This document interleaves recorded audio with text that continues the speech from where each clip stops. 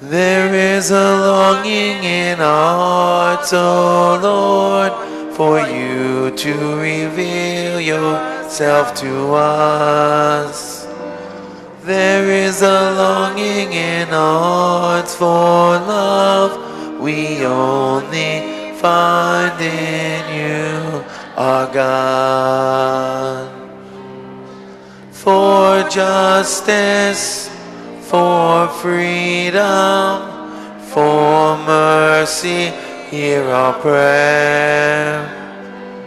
In sorrow, in grief, be near, hear our prayer, O God.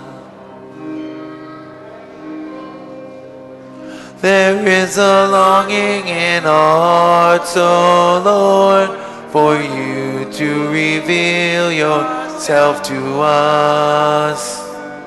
There is a longing in our hearts for love we only find in you, our God.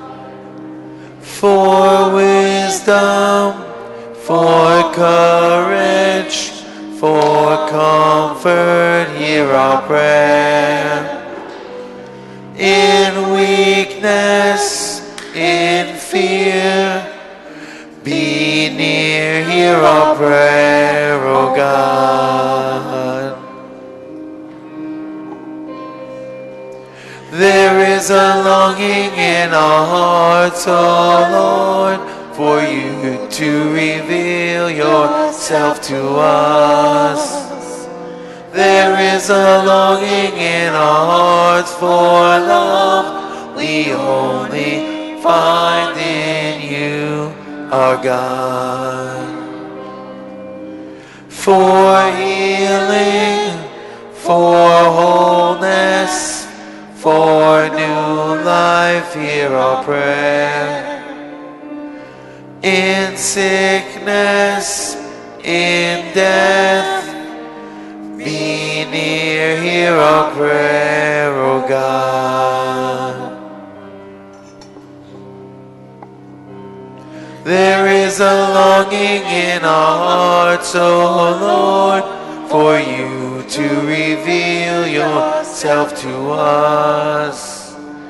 There is a longing in our hearts for love we only find in you, our God.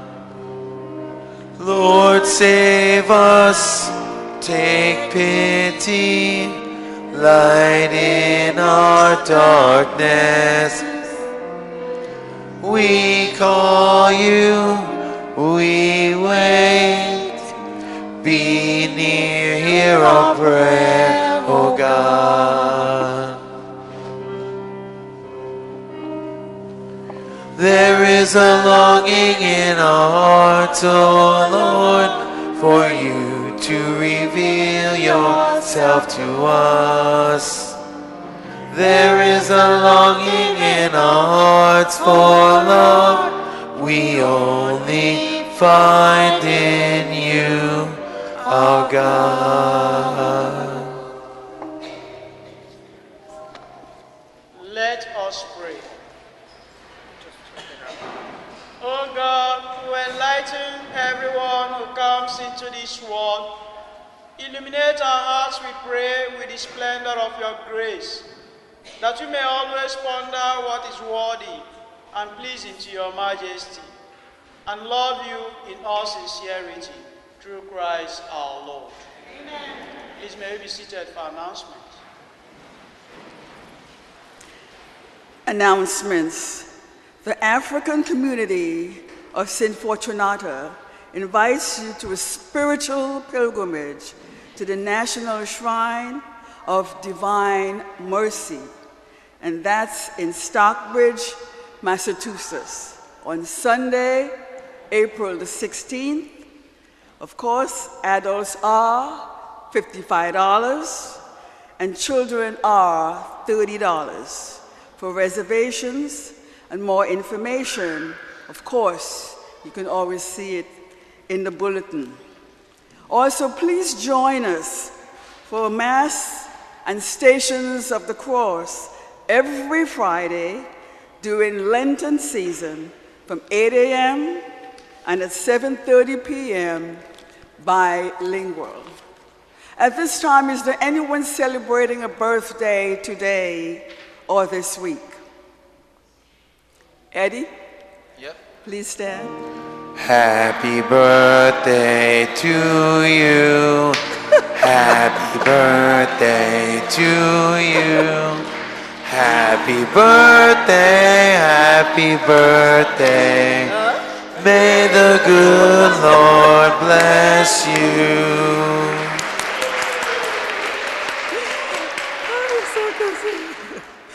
Is there anyone celebrating an anniversary this week? No. And is there anyone visiting the Church of St. Fortunata for the first time? Thank you, and have a blessed Sunday. Birthdays to come up, birthday. Thank you.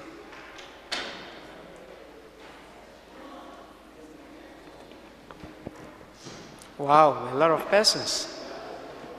A lot of persons. Good. A lot of cakes. Wow. I've not seen this number before. Good.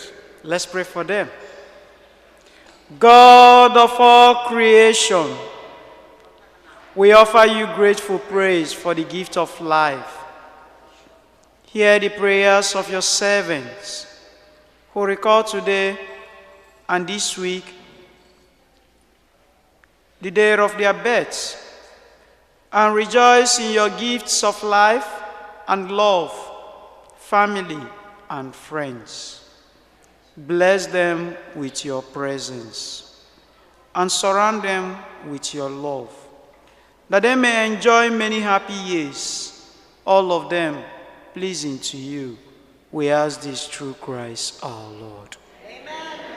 And may God Almighty bless you, Father, Son, and Holy Spirit.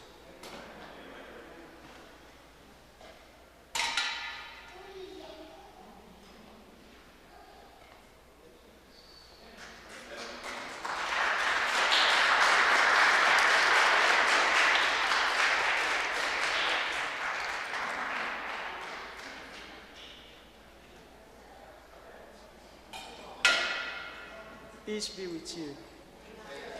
Congratulations once more. Finally, I know I've taken much of your time today. I'm sorry. 1, the reading. 2, the baptism. Try and forgive me. I won't repeat that next time. God bless you. And finally, to all who go by the name Joseph, today is the feast day of Joseph, husband of Mary. And tomorrow the church in New York may be celebrating that. Remember Joseph's in your prayer. If you won't pray for any Joseph, pray for me. I go by the name Joseph.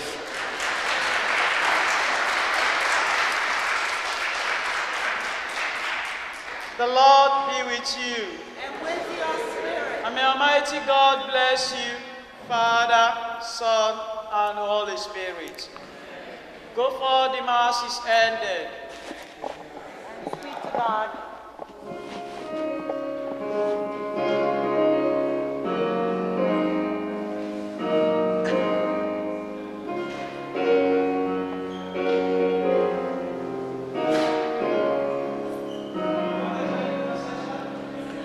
Lead me, guide me along the way.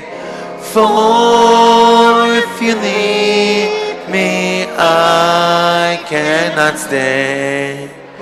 Lord, let me walk each day with thee. Lead me, oh Lord, lead me. I am weak and I need thy strength and power to help me over my weakest hour. Help me through the darkest face to see. Lead me, oh Lord, lead me. Lead me, guide me along the way. For if you lead me, I cannot stray. Lord, let me walk each day with thee. Lead me, oh Lord, lead me.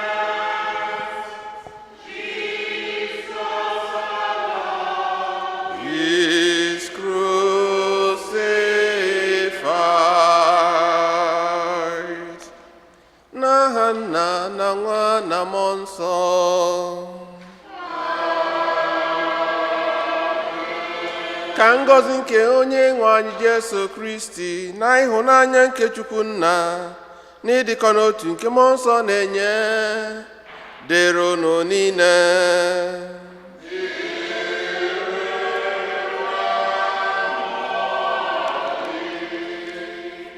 Ụmụnne nna Kristi, taata bụ ụka nke anọ n'oge ncheta ahụhụ Kristi.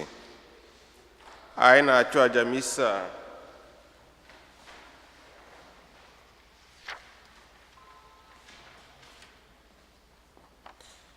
maka ezumike mkpụrụ obi Ferdinand Nebo, ya na maka ezumike mkpụrụ obi Christian mmadụ akọ, ka anyị natazi isi atinyekụzie mkpa ndị ọzọ anyị bugasị n'uche.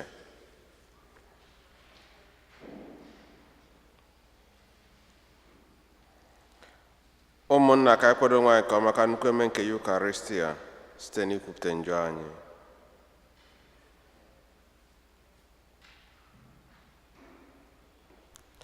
Onye bịara n'ụwa ịzọpụta ndị logara eloga, onye nwe anyị mee ebere.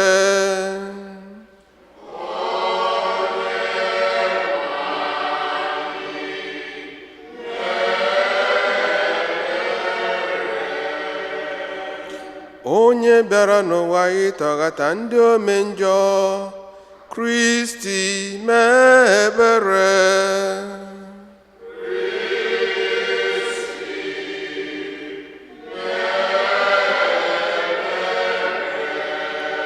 Onye nọ n'aka nri Nna na-arịọtara anyị Chukwu arịrịọ, onye nwe anyị mee ebere.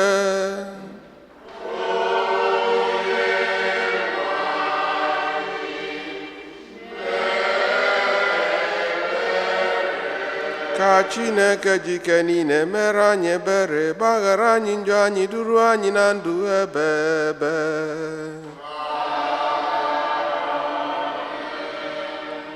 Ka anyị rịọ arịrịọ.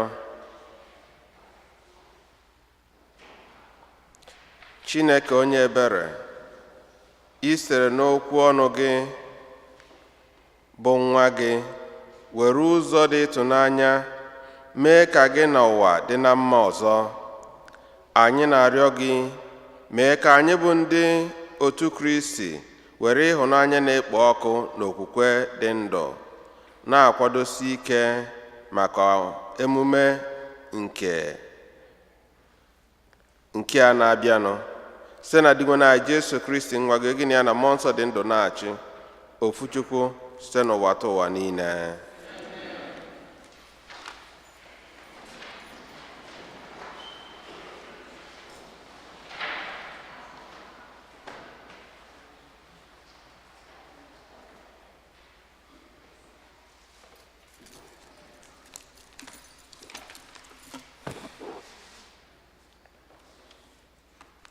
Ihe ọgụgụ ewetara n'akwụkwọ nke mbụ nke Samuel. Onye nwe anyị gwara Samuel sị, ngwa gbajuo mmanụ na mpi gị gawa. Ana m eziga gị n'ụlọ Jesi onye Betlehem, maka na ejila m aka m họrọ onwe m eze n'ime ụmụ ya nwoke.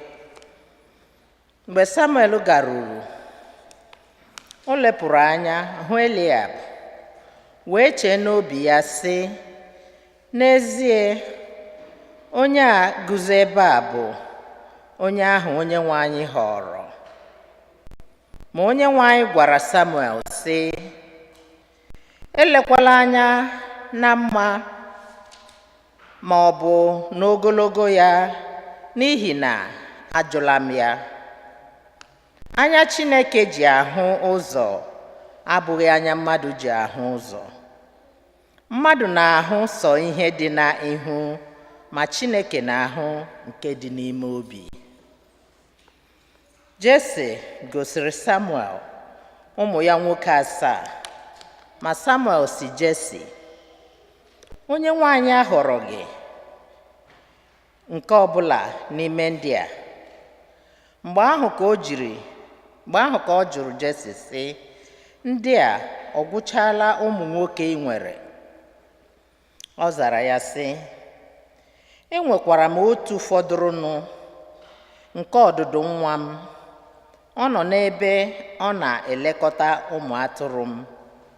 Samuel wee gwa Jesi, zie ozi ka a kpọta ya. Anyị agaghị anọdụ ala iri ihe ọbụla wee ruo mgbe ọ bịara. Jesi ziri ozi ka a kpọta ya. Ọ bụ nwata nwa okorobịa, ahụ ya na-akwụ mụrụmụrụ, anya ya mara ezigbo mma. Usoro o ji aga ije na ụdị agwa ọ na-akpa dị ụtọ. Onyenwe anyị ekwuo sị, bịa tee ya mmanụ n'ihi na ọ bụ onye nke a. Mgbe ahụ ka Samuel ji buru mpi mmanụ ahụ tee ya ebe ahụ ya na ụmụnne ya guzoro. Mmụọ nke Onyenwe anyị wee jide David, bịakwa biri n'ime ya site n'ụbọchị ahụ gawa. Okwu nke osebụwa.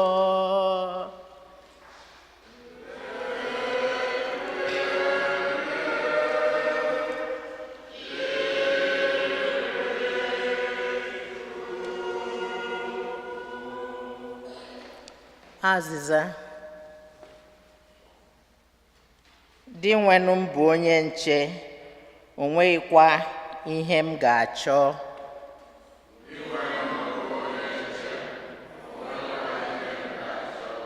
Anyị ga-ekwe ya ekwe.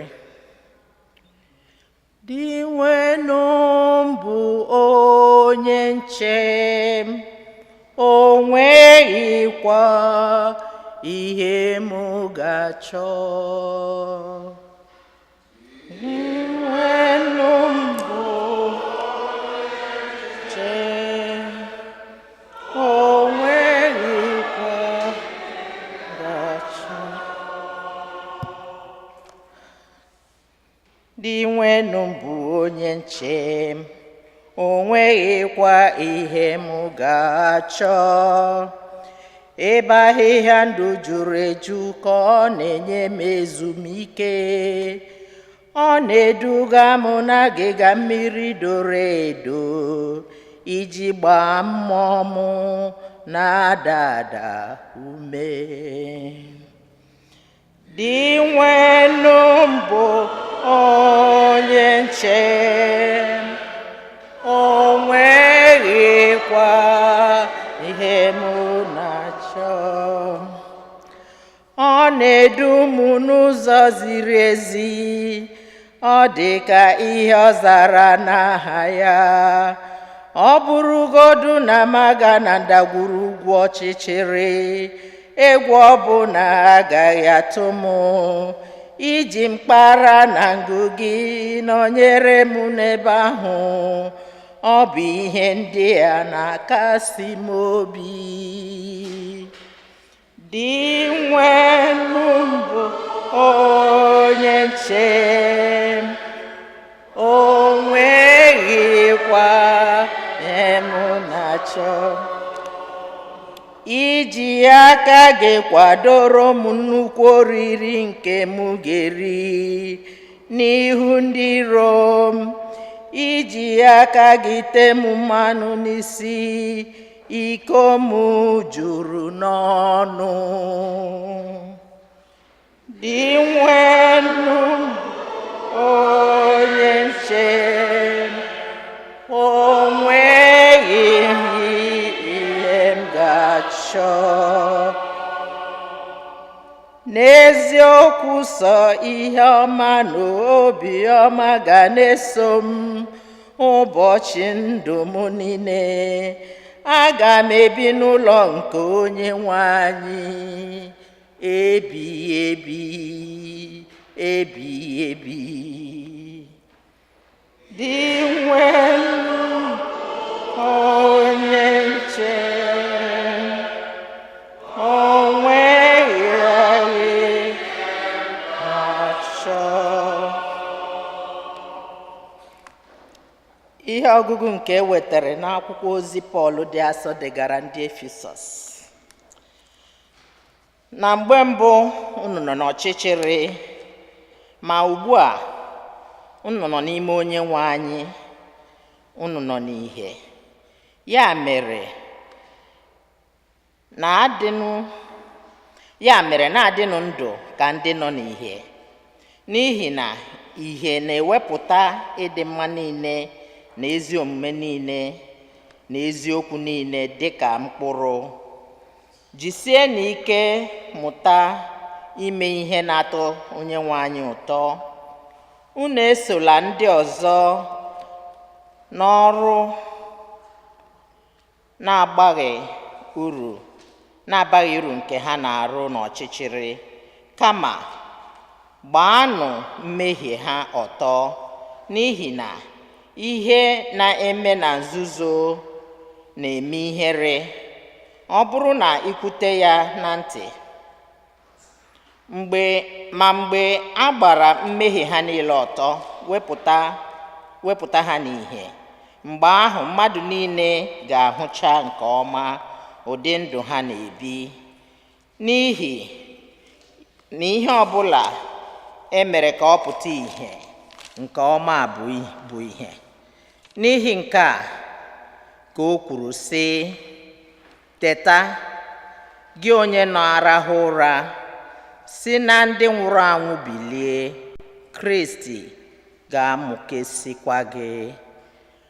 Okwu nke oseblu ụwa.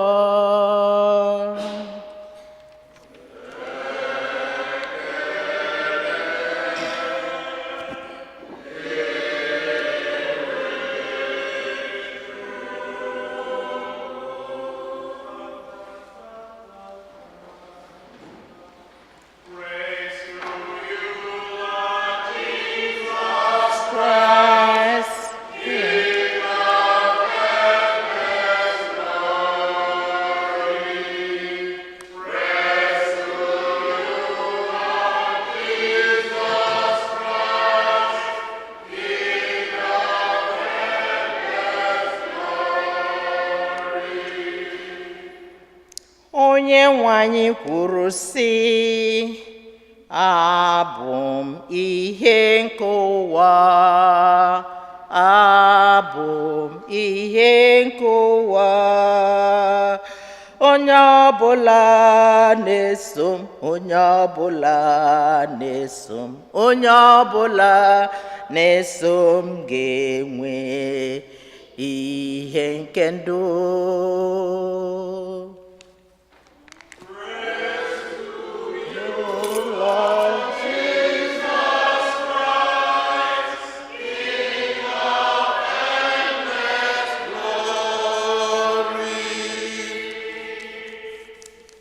Onye nwe anyị nọnyere unu.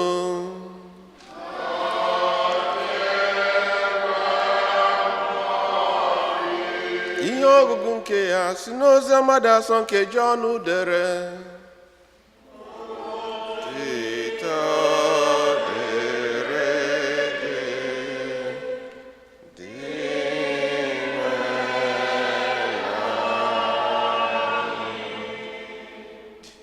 Mgbe Jesu na-agafe, ọ hụrụ otu nwoke kpuru ìsì site n'oge a mụrụ ya. Ụmụazụ ya wee jụọ ya sị, onye nkụzi, olee onye njọ ya mere eji mụọ nwoke a n'ìsì? Ọ bụ njọ nke nwoke a ka ọ bụ nke ndị mụrụ ya? Jesu wee zaa sị ha, ọ bụghị njọ nke nwoke a metara, nke ọ na-abụ njọ nne na nna ya metara. Kama o kpuru ìsì ka e wee mee ka ọrụ Chineke pụta ìhè n'ahụ ya. Aga m alụrịrị ọrụ nke onye nwe anyị, onye ahụ zitere m,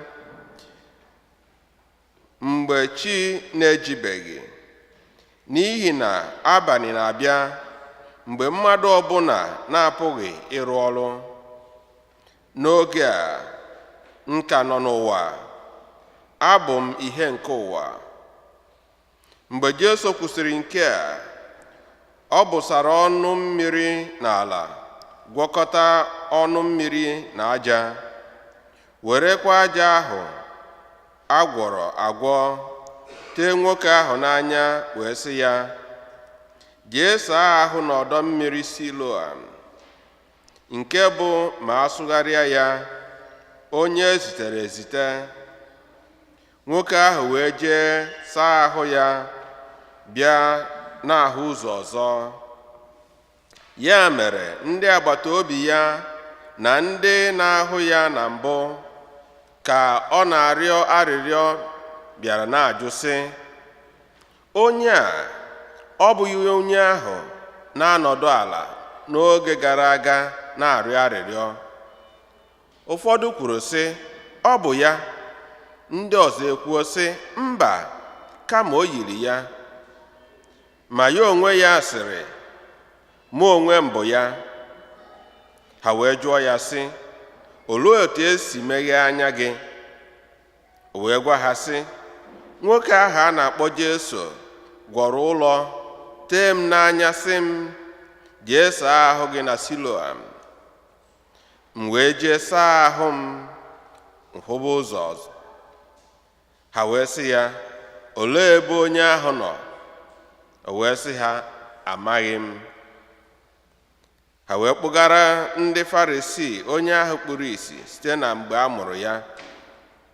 Chetakwanụ na ọ bụ n'ụbọchị izu ike ka Jesu gwọrọ aja n'ala wee meghee anya ya. Ndị Farisii n'onwe ha bịara chọba ntọala ihe nyeghachiri nwoke ahụ ike ịhụ ụzọ ọzọ. Ọ gwara ha sị, ọ gwọrọ ụlọ tee m n'anya, m ga-asachapụ ya wee hụba ụzọ. Ihe a mere ụfọdụ ndị Farisii ji jụsiwe ike sị, nwoke a enweghị ike kwụsibe ike sị, nwoke a enweghị ike isi n'aka Chineke, n'ihi na ọ na-emerụ ụbọchị izu ike. Ma ndị ọzọ bidoro ịrụ ụka sị, a sị na nwoke a bụ onye njọ, kedu ka o si nwee ike ime ihe ịrịba ama dị otu a? Ihe a mere ka ha kewaa ụzọ abụọ. Ha wee jụọ nwoke ahụ kpuru ìsì na mbụ sị, ebe ọ bụ na o meghere anya gị, kedu ihe ị nwere ike ikwu maka ya? Ọ zara sị, ọ bụ onye amụma.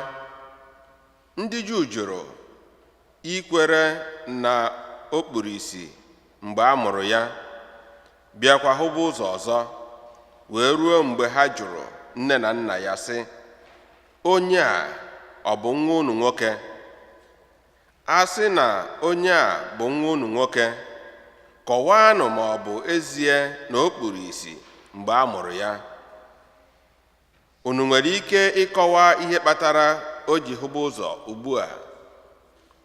Nne na nna ya zara ha, anyị ma na onye a bụ nwa anyị nwoke, anyị makwa na o kpuru ìsì mgbe a mụrụ ya.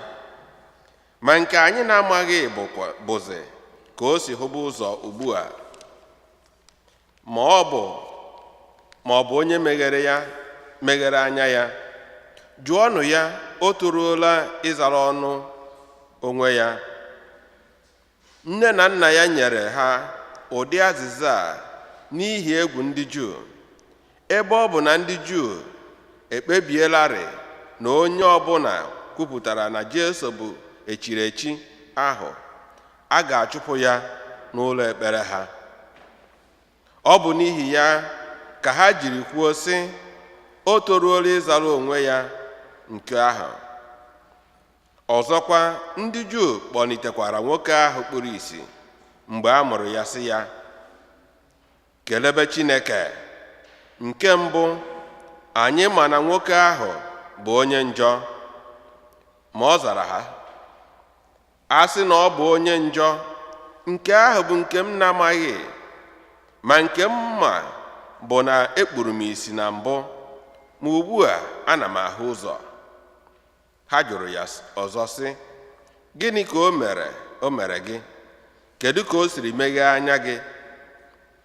Ọ zara ha sị, ọ bụkwa na ekwuona m ya mbụ, ma unu anaghị ntị.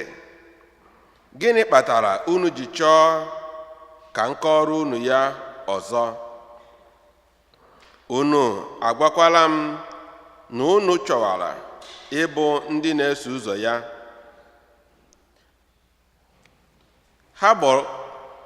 Ha bughara ya sị, ọ bụkwa gị bụ onye na-eso ụzọ nwoke ahụ? Anyị na-eso ụzọ Mozis. Anyị ma na Chineke gwara Mozis okwu, ma anyị amaghị ebe nwoke ahụ si bịa. Ma ọ zaraghachiri ha sị, ọ bụ akụkọ ifo ka unu na-akọ. Unu amaghị ebe o si bịa, ma ọ bụ ya meghere anya m. Anyị ma na Chineke anaghị anụ ọnụ onye njọ, mana ọ na-ege ntị mgbe enye ozi omume na-asọpụrụ ya na-akpọku ya. Anụbeghị m ya mbụ na onye kpuru ìsì mgbe a mụrụ ya mechara hụba ụzọ ọzọ. A sị na nwoke a esighị n'aka Chineke, kedu ka o si nwee ike ime ihe dị otu a? Ha gbọjara ya sị, taa ị hụkwara nwa onye a njọ a zuru ahụ site n'afọ nne ya? Ọ bụ okwuchukwu gịnị ka ị na-ekwuru anyị? Ha wee buru ya bupụ n'ezi.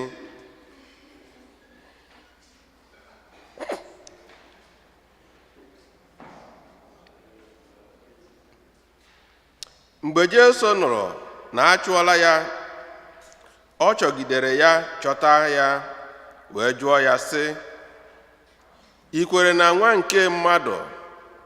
O wee zaa ya, nna m ukwu, onye ka ọ bụ ka m wee kwere na ya? Jesu zara ya, ọ bụ onye a na-agwa gị okwu. Ọ bụ onye a na-agwa gị okwu na onye a ị na-ele anya. Ọ sịrị ya, onye nwe m, ekwere m ekwe. Ọ bịa gbuoro Jesu isi ala ikpere ala wee fee ya. Jesu wee sị, abịara m n'ime ụwa iji kewaa ya, ka ndị kpuru ìsì hụba ụzọ, ka ndị na-ahụ ụzọ kpuo ìsì. Ụfọdụ ndị Farisii nọ n'ebe ahụ jidere aka n'okwu ya wee sị, anyị ji aka na ị naghị agụnye anyị na ndị kpuru ìsì. Jesu zara ha, a sị na unu kpuru ìsì, nke ahụ agaghị abụrụ unu njọ, ma unu na-ekwu sị, anyị na-ahụ ụzọ, ma njọ na unu n'isi. N'okwu nke oseburu ụwa.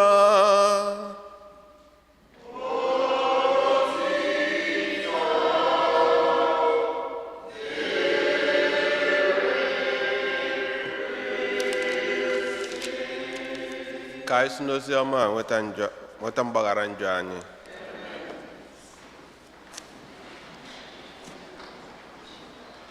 Otito dịrị Jesu, onye jisi ike. Ụmụnne na Kristi, atata dịka anyị kwuru na mbụ bụ ụka nke ịnọ n'oge Lent, and afọ ọbụla ụka nke ịnọ n'oge Lent na-abụ ihe a na-akpọ Gaudete Sunday, Gaudete Rejoice, nke siri na entrance antiphon a na-ekwe na mbata ma bife amalite aja misa, nke na-eme ka anyị na-ejere anya na aṅụrị na-abịanụ na njedebe mmemme anyị nọ n'ime ya n'oge Ista. So anyị na-ekulu anya n'afọ ife nzọpụta anyị na-abịanụ, aṅụrị ya na-eme gịnị? A na-akpa anyị n'obi. Na dịka ọ dị mgbe emere election na nke presidency, a na-agụ LP, aṅụrị na-akpa mmadụ before ndị oshi wee tọọ n'ihe niile upside down. Mana mgbe a na-agụ vootu ka emechara the election, onye ọbụla ebe ị nọ ị na-afụ LP aṅụ a na-atọ ndị mmadụ. Mana nsogbu adịrọ, ihe niile dịbara Chukwu, olileanya dị. Tata Jesu si anyị, abụ m ife nke ụwa, onye ọbụla na-eso m ga-enwe ife nke gịnị?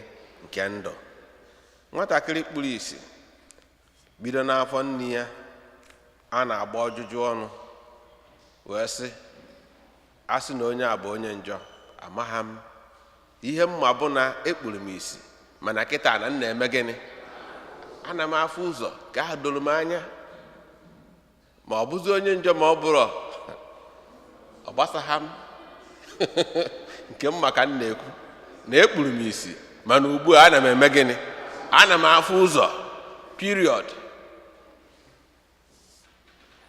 O wee na-agwa anyị maka na ọtụtụ mgbe ndị eche na ha nọ n'ime nọ n'ezi. Echetara mgbe ahụ anyị nọ na secondary school, anyị nọ seminary, wee kpọọ ndị ga-eje idonate blood. So o nwere one boy ka m ghara ikpe obodo ya, mana ọkwa na Anambra ayo ndị a n'ọcha gbara agba, ihe anyị na-akpụ ya wee Tesco Muchacha.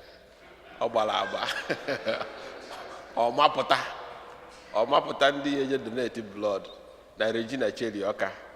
So ndị ọzọ pụta, o nwere one boy anyị na-akpọ Nwachi dị gịrịgịrị, a na-asị na ikuku na-ebi ya.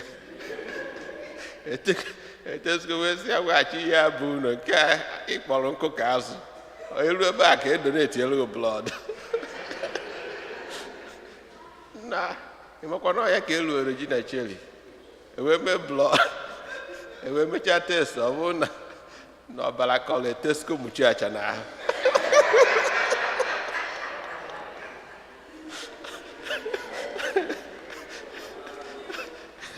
Dọkịta wee deri ọgwụ ọbara.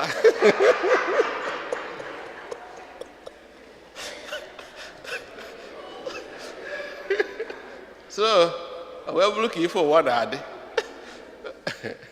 na nke onye amaghị ame gịnị karịrị ya. So n'ife ọgụ nke mbụ a gụrụ anyị tata, Jesi maka na Sọl nefuru anya n'ife nke Chineke, wee chee na ntụkwasị obi ọ tụkwasị n'ike nke ya na alliance with the people of the world ga-esevi ya. Mana ka o nupụziri isi gbawazie mewezi ihe bụ uche ya, Chineke wee sị mba na ya ga-aghọrọ onye ọzọ. O wee sị Samuel, wori ite mmanụ gị jewe n'ezinụlọ onye? Jesi. Aga m agwa gị onye ị ga-eme gịnị? Ị ga-ete ude. O wee ruo ebe ahụ, ụmụ Jesi niile a na-apụta, onye nke izi anya ọ sị, wa na dimkpa ya niile na onye a kwa ka o si wee bụrụ dimkpa gbaa okorobịa mee nke a, nke pụta ọ gafee, nke pụta ọ gafee. Chineke si ya mba. Emechaa afa ncha niile n'owe nke ọdụdụ agụnyere na mmadụ ya, agụnyere ịmagonu nwatakịrị asị eje chụba atụrụ. O wee sị ụmụ gị niile agwụchago, ọsị ya na gbalụ ndị bụ ndị o ji okwu ha agbụ izu na mma ndị topụtagoro ịdị mkpa agwụchagonu, na nke fọ ọnụ bụ nke ọdụdụ na ọ na-achụ atụrụ n'obi. Jesu si onweghị ife anyị eme ọles ma ọ batara otu ihe a n'isi na-abata. Chineke si ya nọ nke a, maka na Chineke anyị na-afụ na anụ ahụ, mana Chineke na-eme gịnị? Na-afụ n'ime mmụọ. Wee bụrụ a wake up call to us, because oftentimes anyị na-eme judgment based on appearance, but enwere need for us anyị na Chineke ịkpa nkata ka ife nke Chineke chakwasị obi anyị, ka anyị wee nwee ike ịfụ ife bụ uche nke gịnị? Chineke. Paul dọsọ wee na-asị anyị ka anyị cheta ọnọdụ anyị nọ n'ime ọchịchịrị bifo Jesu abịa wee nwee ike gbapụta anyị, wetara anyị ife nke ndụ. Dị afọ kịta Chineke gbapụtagoro anyị, nye anyị ife ka anyị na-ebi ndụ dị ka ụmụ nke gịnị? Ụmụ nke ife. N'ozi ọma dị asọ Jesu wee bịazie wee mewapụtazie iji kọọla anyị na nyanwa bụ ife nke gịnị? nke ụwa, the light of the world. Because nwoke a kpuru isi a na-ekwu from afọ nne ya, onwere onye ma afọ ya, no name was mentioned, but biblical scholars na-ekwu a representation of humanity. Mụ na gị nwa. So mụ na gị anyị kpuru isi. Ọ ife nke Chineke ka anyị wee dị enlightened and illumined. Without the light of Christ, we continue to remain in what? In darkness.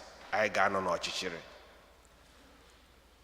Ịma na ekwuo ikpu isi, onye anyị na-afụ bụ onye anyị a na-agba ma gịnị pịachiri apịachi. O nwere ike ọ bụrụ na o mepere emepe mana ejighị ya afụ ụzọ, ma ọ na o mee gịnị, o mee ntachi.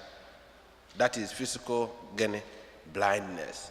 Mana e nwere ọzọ bụ spiritual gịnị blindness, nke mind, soul and heart.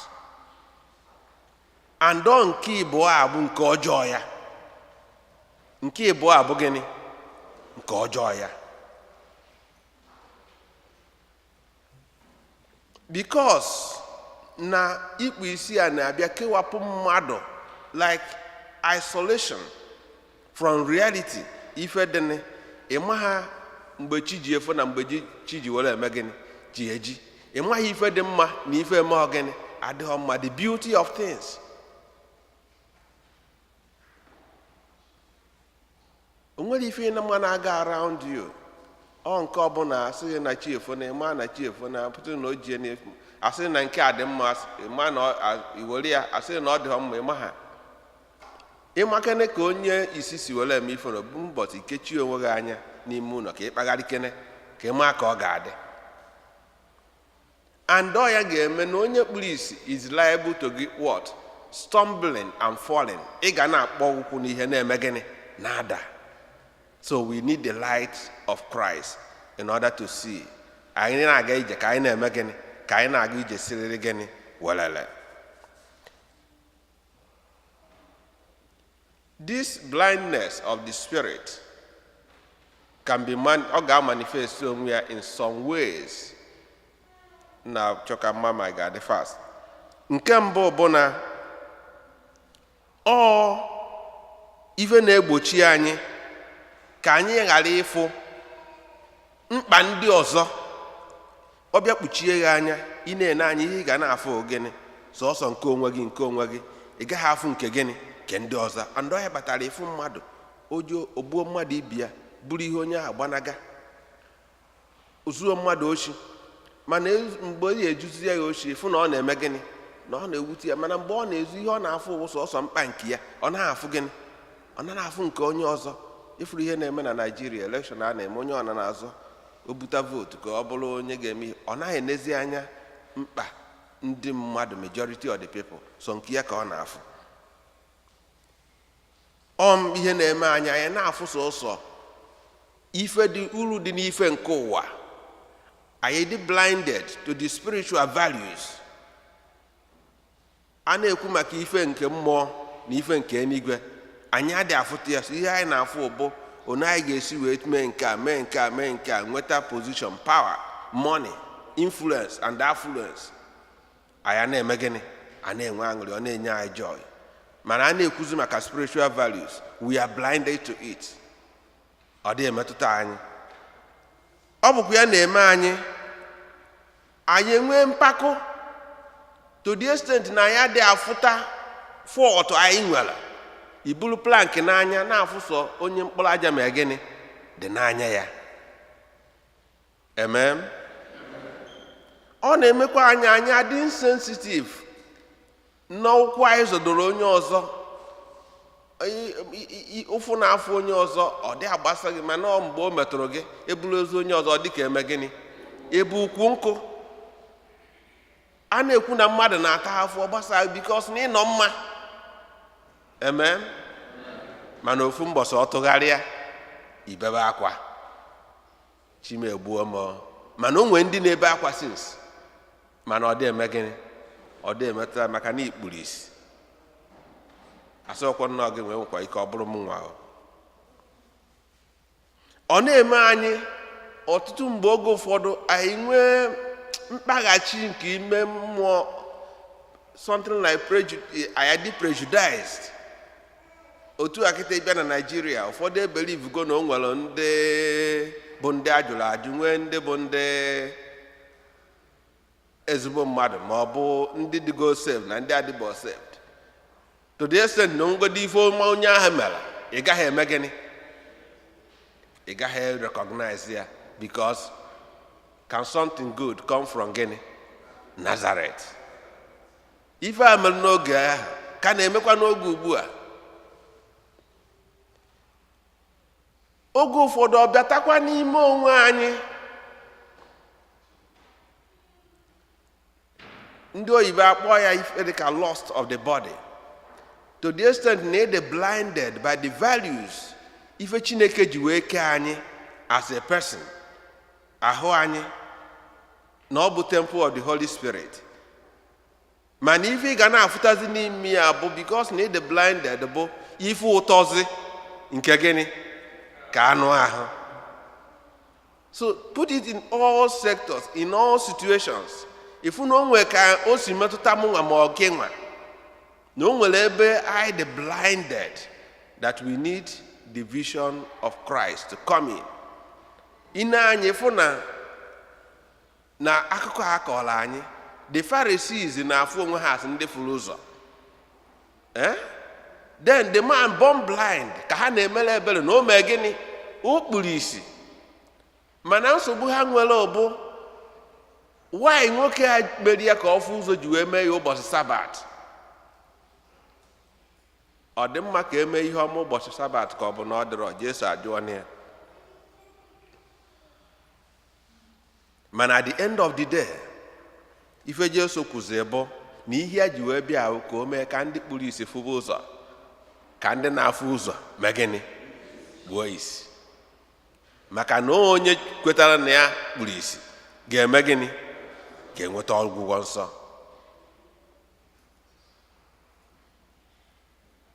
So nwoke a kpuru isi na-anụ ahụ, ekpughi isi n'ime mmụọ, andọ ya kpatara o ji wee fụta ife nke Chineke n'ime nwoke a. O wee nabata, wee nweta gịnị? Ọgwụgwọ nsọ. And ọgwụgwọ nsọ ya abụrụzi sọsọ nke anya nke anụ ahụ, na ọ bụ ma gịnị? Ma nke ime mmụọ. Ọ ya kpatara at the end of the day, ọ sị Jesu, kedu onye ahụ Mezaya afọ ka m kwere na ya? Ọ sị ya na ya abụ onye a na-agwa gị na onye a nọ n'iru kịta. Ọ sị ya na ya akwela, na ya esekpuola gị. Amen. And every encounter, genuine encounter with Christ, be out the end result. When you encounter Christ, you have transformation, you have change, you have conversion. Your eyes are opened. You no more see things of the world the way the world see it. Ebe ndị ọzọ nele anya na-afụ ife ọzọ, ị na-afụ ihe ọzọ. Ọ ya kpatalụ onye otu Kristi bụ onye otu Kristi nweziri ike. Osobe ife Jesu gwara ya, fụ onye ilo gị n'anya, kpebere ndị na-ebuso gị ekpere gịnị? Kpebere ndị na-ebuso gị agha gịnị? Ekpere. Mana for ordinary person, o make no sense. O make no sense. All because n'inweghị ife Kristi ga-emezi Sunday ndị ọzọ na-alahụ ụla, enwere ike ịlụchala ọrụ n'abalị, jecha bata, ịlahụ ụla ọfụma Sunday fo, isi mba, cheta ka ido mbọsị ụka asọ. No, I must go and worship my God. Onye nke ọzọ a na-achị gị ọjị sị makwa na enwere gịnị? Enwere extra hours. And ijela na double pay. Ị na-eje n'ụlọ ụka. Ịtọ na isi ya, ọ bụla sọsọ na ndị ka mmadụ si eme gịnị? Si adị ndụ. Maka na ọkwọ nwa pịacha ma ego niile ahụ eme gịnị? Ejefuru. Ọ bụrụ maka Chineke. So ụmụnne nna Chineke, anyị niile na ebe a nwere ebe anyị kpuru isi. Mana anyị bụ otu obere anya eme gịnị? Afụfụ ụzọ. Na anyị ga-ayọ Chineke ka o nyere anyị aka ka anyị nweta ife nke ndụ dịka nwoke a nweta n'ụbọchị tata. Wee kweta na Jesu, wee si n'ịbụ onye agwọrọ agwọ soro na ndị na-agbasa ozi ọma. Ọ ka unu mata na ọ bụkwa tata ka alụ ana bidoro. Ndị amacha eziokwu ama na-agbụ ya n'okirikiri. na-agbụ ya n'okirikiri. Onye ka ọ bụ? Edishọn ị na-afụ ụzọ nwoke edishọn ozigbo mmadụ, ọrụ onye njọ ka ọ bụ, mana ha ma nke bụ eziokwu. And all because they were blinded to the truth and for him acknowledge. And for you to do that, you need humility and obedience. And all humility and obedience, Africa Jesus, you were made for Jesus and anointed David the king. And all no usolon kiyazi ka Jesus wepụta webe the light of the world. So ụmụnne na Chineke kịta Jesus bịara ịgbapụta anyị n'ọchịchịrị ka anyị yọọ ya ka o nyere anyị aka ka anyị nwee ike isi from ikpu isi banye n'ife ụzọ, site n'ọchịchị banye n'ife, site n'ekwere ekwe baa n'ikwe ekwe, site na Kristi dị nwe n'anyị.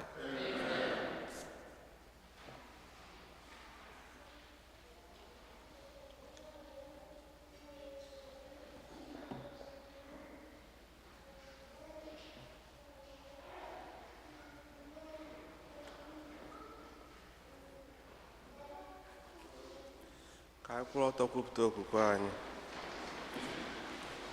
Ekwe n'otu Chineke nke niile, onye mere n'igwe na ala, na ihe dum a na-ahụ anya na ndị anaghị ahụ anya, ya na otu onye nwe anyị Jesu Kristi, si otu nwa Chineke mụrụ, nna mụrụ tupu ụwa atọ ụwa niile, Chukwu si na Chukwu, ihe si n'ihe, ezi Chukwu si n'ezi Chukwu, ọ mụrụ ya mụ eme ihe eme, ya na nna bụ otu ihe a ji bụrụ Chukwu, onye si na ya mee ihe dum, onye maka ihe anyị bụ mmadụ na maka ihe nzọpụta anyị si n'eluigwe gbarata, o were ahụ na Veji Maria site na mmụọ nsọ, ọ bụrụ mmadụ, abịa kpọgbuo ya n'obe n'ihi anyị n'oge ọchịchị Pontius Pilate, ọta afọ ọnwụọ enye ya ma o bilite n'ụbọchị nke atọ ka akwụkwọ nsọ si kwu, ọrọgo n'eluigwe nọ n'aka nri Chukwu, ọ ga-abịaghachi ọzọ n'ebe ya ikpe ndị dị ndụ na ndị nwụrụ anwụ ikpe. Chie na-enwe njedebe, ekwe na mmụọ nsọ onye nwanyị na-enye ndụ, onye si na nna na nwa pụta, onye a na-esepụrụ na-etokọta ya na nna na nwa, onye si na ndị amụma kwuo okwu, ekwe na otu nzukọ nsọ Katọlik apọstọlik, na ekwuta m otu baptizim nke mgbaghara njọ. Ana m atụ anya mbite n'ọnwụ ndị nwụrụ anwụ na ndụ ụwa ga-abịa. Na ekpere nke ndị kwerenụ mmadụ ịtọ. Chineke nna pụrụ ime ife niile, izitere nwa gị n'ụwa ife nke ndụ ka ọ bịa chụso ọchịchị bara n'obi mmadụ. N'okwukwe anyị nwere na gị ka anyị kpọkuo ma yie enyemaka gị na mkpa anyị dị iche iche, ka nke arụ ka nke mkpụrụ obi. Ekpere.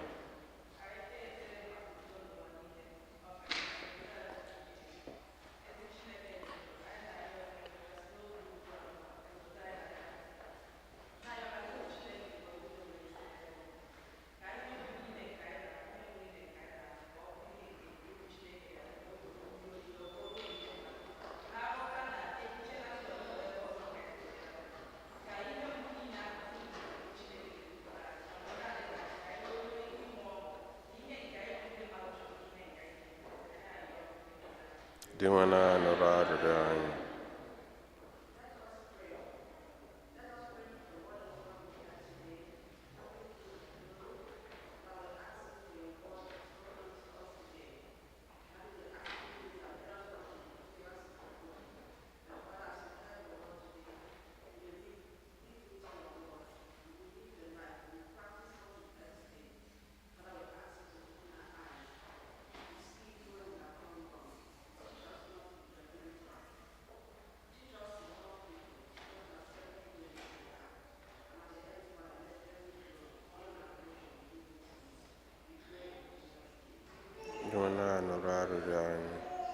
ka anyị cheta kpee maka ezumike mkpụrụ obi Ferdinand Nnebo na ezumike mkpụrụ obi Christian mmadụ akọ. Ka Chineke nabata ha na n'ezie anyị arịọ gị biko dị nwanụ. Ka anyị nọtazi tinyezie mkpa ndị ọzọ anyị bụ n'uche. Dịkwazị God's intervention na ihe na-eme na Nigeria, maka na mgbe a na-nwere olileanya ka ọ na-egosi ike ya, ka ọ nụrụ mkpu akwa ụmụ ogbenye.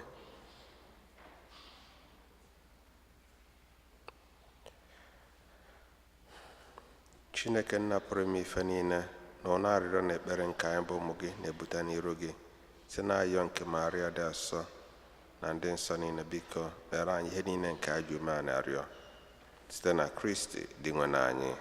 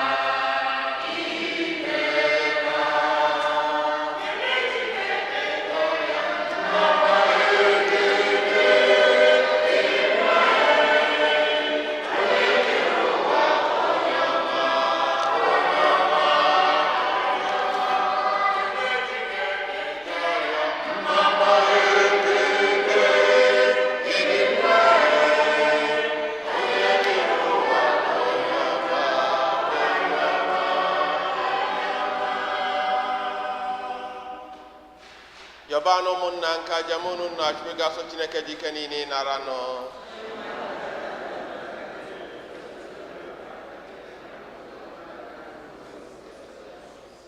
Onye nwe anyị ji aṅụrị ebutere gị onyinye ndị a bụ ihe iji agwọ anyị ọrịa mgbe dum. Biko anyị ji ume a na-arịọ gị, mee ka anyị jiri okwukwe dị ndụ na-esepụrụ gị, bịakwa na-efe gị n'ụzọ kwesịrị ekwesị maka nzọpụta nke ụwa site na Kristi dị nwe anyị. Onye nwe anyị nọnyere unu, welite n'obi enu,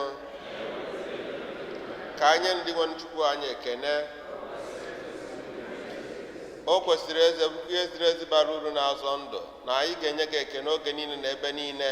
Onye nwe anyị nna dị nsọ, Chineke dị ike niile, onye dị ụwa atọ ụwa site na Kristi dị nwe anyị. Onye sitere n'ihe omimi nke iwere ahụ kpọpụta mmadụ na-awagharị n'ọchịchịrị, were kpọbata ya n'ihe nke okwukwe. Onye jiri mmiri mụgharịa ndị amụnwere na ohu nke nje ochie, bịakwa gụnye ha na ụmụ ya. N'ihi nke a, eluigwe niile n'ụwa jiri ukwe ọṅụrị na-esepụrụ gị, anyị na-eso igwe ndị mmụọ ọma niile nke eluigwe na-etogo oge niile n'ukwe na-asị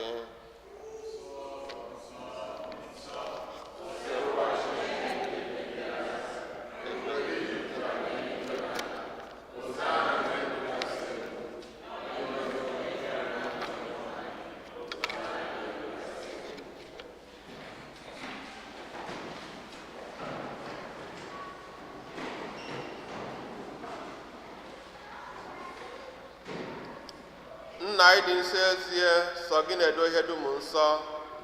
Anyị na-arịọ ka ido onye ndị a nsọ site n'ikwasa mmụọ gị, ka ha wee ghọrọ anyị ahụ na ọbara nke onye nwe anyị Jesu Kristi, onye bịara tupu edunye n'ọnwụ nke o jiri aka ya wee nara, were achịcha nye gị ekene na otito, nyawa ya nye ya ụmụazụ ya sị, nnaranụ nke ya, rienụ ya unu niile, nke a bụ ahụ m nke a ga-eduru nye maka unu.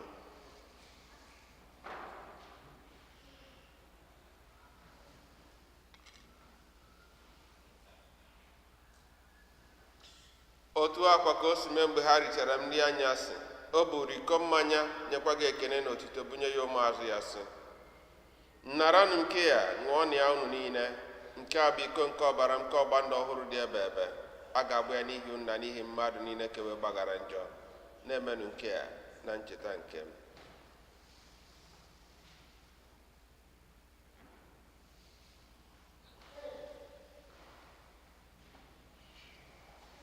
Ka anyị kwupụta n'ihe omimi nke okwukwe anyị na-eme ugbu a.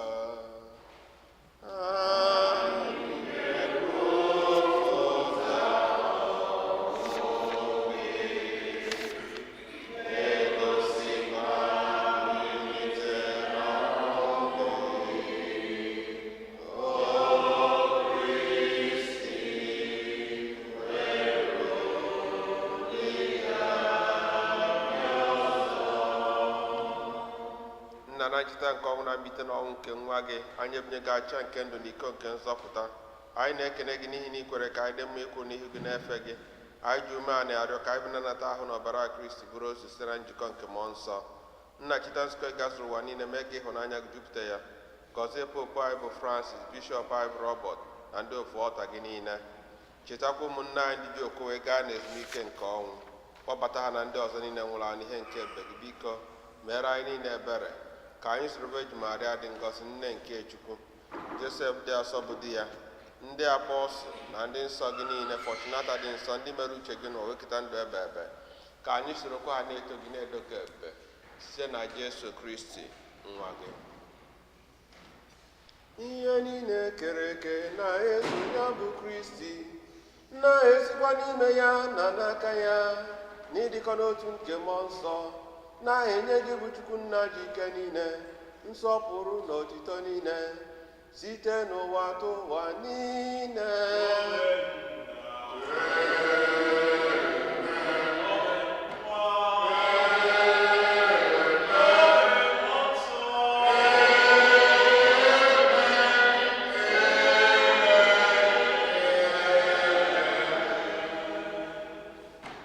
Ụmụnna, ka anyị were ebere n'onye nzọpụta anyị kụziri anyị wee kpọkuo Chukwu nna.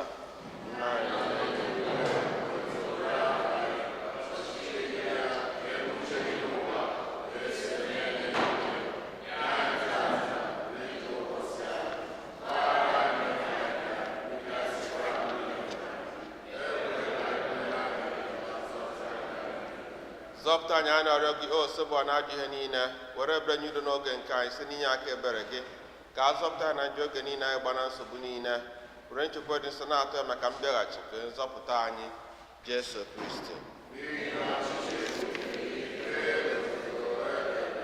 Onye nwe anyị Jesu Kristi, egwa ndị apọstụl gị, udo ka nna hapụrụ n'udo nke m ka m na-enye unu. Enekwana anyị na njọ anyị, kama enekwasị anyị n'okwe nke nzukọ gị. Nye udo na ịdịkọ n'otu mgbe niile ka uche gị siri chọọ, ibe dị ndụ na-achị ebe ebe ebe ebe. Udo nke Osebụ adịrị unu mgbe niile. Erita na onwe na ekele nke udo.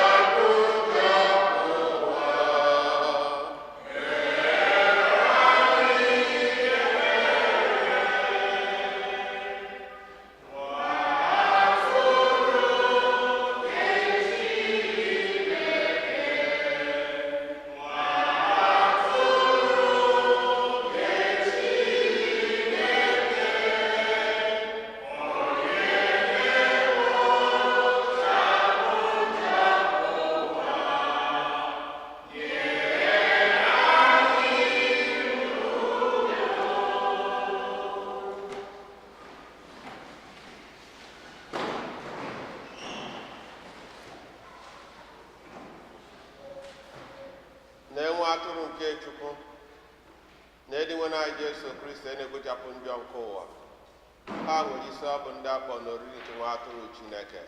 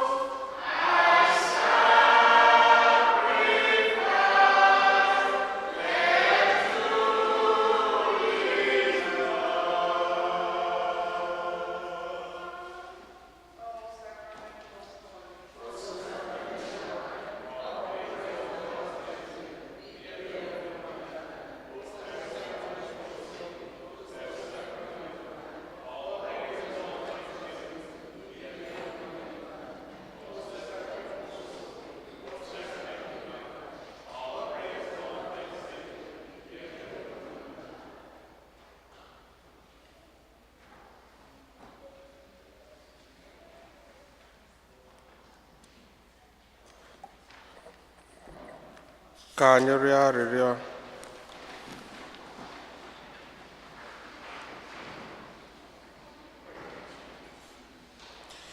Chineke, ọ bụ gị na-enye mmadụ niile na-abata n'ụwa ihe. Biko were ebube nke amara gị unye n'ime obi anyị. Mee ka obi anyị jupụta n'ihe nke ozi ọma gị, ka anyị na-eme ihe na-amasị gị, amasị ebube eze gị mgbe niile. Bịakwa nwee ezigbo ịhụnanya n'ebe ị nọ, site na Kristi dị nwe n'anyị. Ka anyị nọdụ anyị.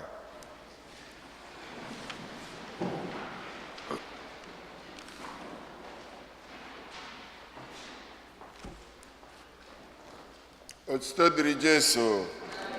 Otuto dịrị Jesu. Second collection is for Catholic migration, refugees, Holy Father's Relief Fund, and United States Catholic Bishops Social Department. Biko ihe aja arụ ọrụ n'obodo. Why?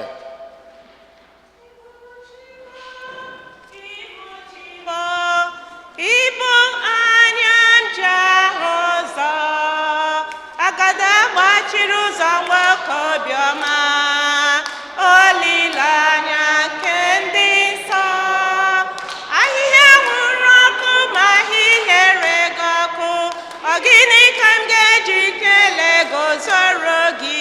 Aga m akpụ isi ala nye gị eze m, ịbụ chi m, ịbụ chi m. Ibu chimo, Ibu chimo.